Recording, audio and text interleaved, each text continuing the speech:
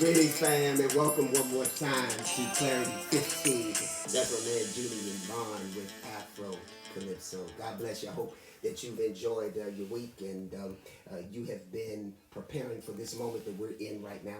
Let me ask you a question. Have you been wondering what it is that I'm supposed to do right now? Why am I living right now? Why is it I'm in the earth? Why has God placed me here now in this moment to do supposedly what I am assigned to do?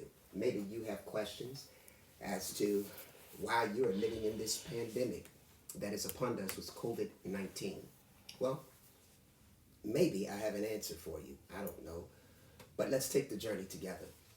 Well, just thinking about some years ago, I used to go to a playground and play basketball with a group of guys, and people used to come from miles around to play at this one basketball court. And if you were really good on this basketball court, you would get respect in the neighborhood.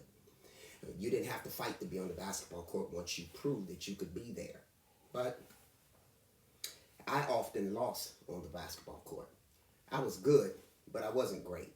I wasn't like everybody else who came to the basketball court, but because people knew me in the neighborhood, I had gained a measure of respect. I remember one day that I went home and I decided that I was going to bring all of my guys, the people that played with me, that I knew who could really play and who were great basketball players, to come with me. It was 4 of us who got into the car and went to the basketball court. We got on the court. It was our time to play. But the problem was we only had 4 players. There was one guy that was hanging on the periphery of the court along with another guy. The opposing team chose to take the other guy. So by default, I had to take the lonely guy who was standing there on the periphery of the court to make up our entire team of 5. There was a problem with the guy. He had on sweatpants in 95-degree weather, tube socks, of which the sweatpants were tucked in, a pair of old Converse sneakers, a headband, some swimming goggles, and he had on a mesh football jersey with number 99 written on the cross and in the back. Wow. If you can just envision this in your mind, he was not, to me, prepared to play basketball. As a matter of fact, he looked a mess. But this is where I want to hone in on where we need to be clear. When we began to play the game, as I accepted the guy reluctantly on my team, I didn't lose respect for him as a person, but I didn't want him on my team because he didn't look the part. As we began to play the game, something magical happened. This guy was amazing. He was raining threes behind the three-point line. He was dunking the ball. I was throwing alley-oops to him. He was dunking backwards. He was shooting 2-pointers. Out of the 15 points that we scored, this guy must have scored 12 by himself. We were all amazed at him. And after the game, I ran up to him and I said, wow, nobody wanted to take you, and by default, you ended up on my team. Who are you?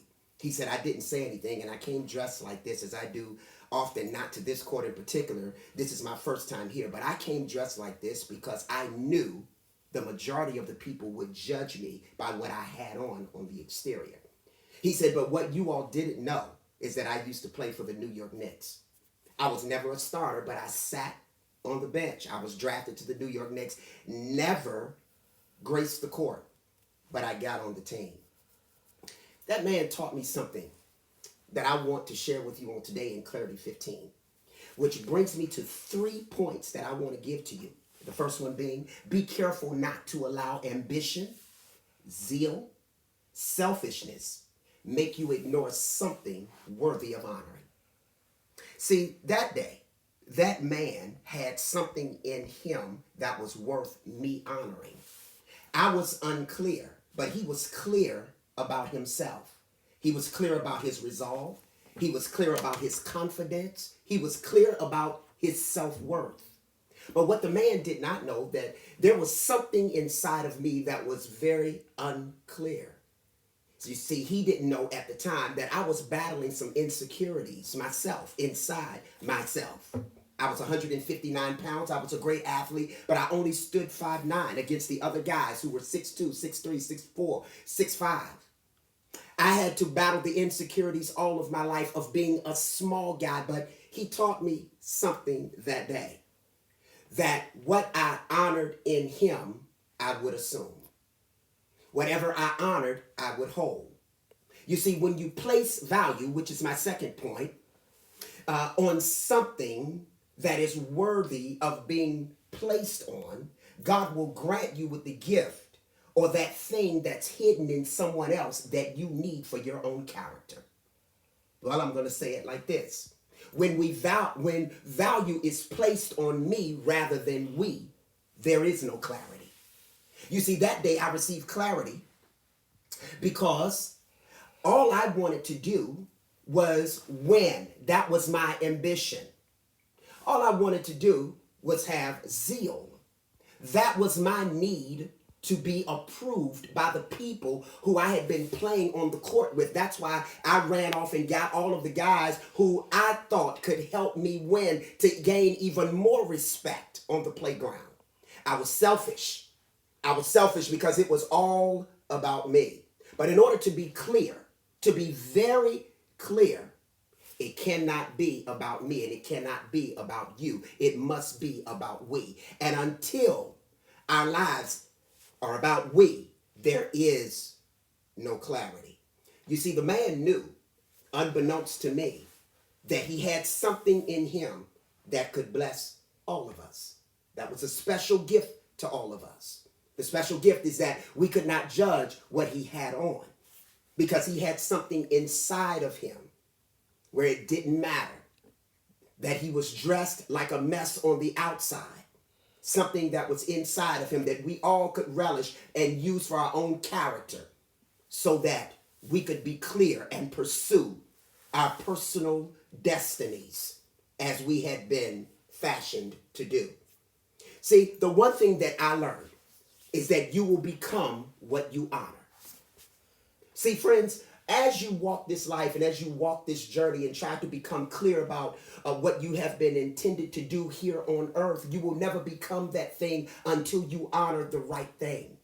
The problem is some of us are trying to go to the right places, but we've got the wrong things trying to take us to the right places, or we're honoring the wrong thing and we're expecting that thing to take us or transport us to the right places. It'll never get us there.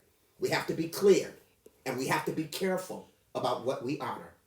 What are you saying, Dr. Carlton? Perhaps many of you have traveled through the drive-through window of Starbucks. Maybe you've gone through the drive-through window at your local convenience store, or perhaps you stopped at the gas station or stopped at the grocery store, and you've allowed that person in the produce section to pass you without you recognizing who they are. I beg you and I implore you, the next time the person stands beside you at the receiving line, don't ignore them. Because you may be honoring something inside of them that you need for you. Stop and say, hey. Stop and say, hello. Stop and give a cordial greeting, because you don't know the very person that may be the answer to what you need tomorrow. I need you to hear me clearly, because in order to be clear about where you're going, you must honor the right thing. People wondered why for years I served a particular person in my life without complaint, without dissent. They wondered why I was at this person's beck and call, because I wanted to honor who they were, not only in stature or in position, but I wanted to honor what was inside of them that I needed so desperately myself, because I found out what I dared to honor, I would dare to gain. Friends of mine, I don't know who you are, but I want you to go grab a friend. I want you to go grab a pen, a piece of paper. I want you to go grab a pad. I want you to go grab your notes. And I want you to just jot this down as I'm saying it. What you dare to honor, you will become. If you honor greatness, you're bound to be great. If you honor superiority, you dare to be superior. If you honor wealth, you dare to be wealthy. If you honor your neighbor, whatever is inside of them will come to you. This This is Clarity 15. I hope the wheels are turning in your mind as you become great and as you pursue destiny and as you pursue your future. But let me tell you this, no future is ever pursued without intentionality. There are some of you that need pointed direction. You need pointed care.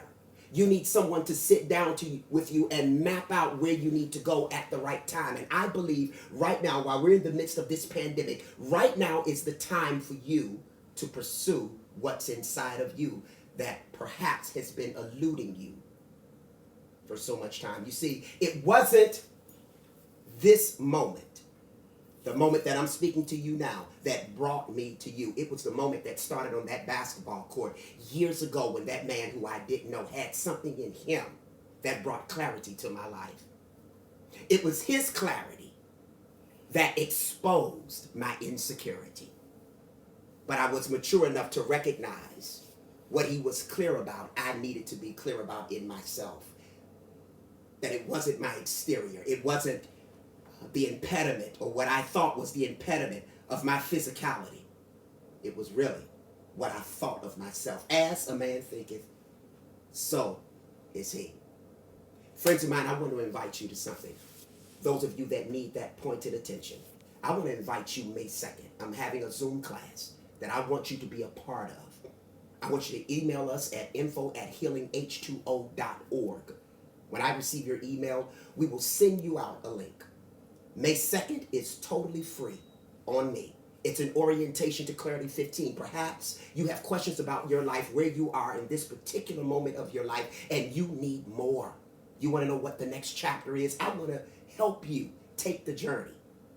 I want to unravel what is before you.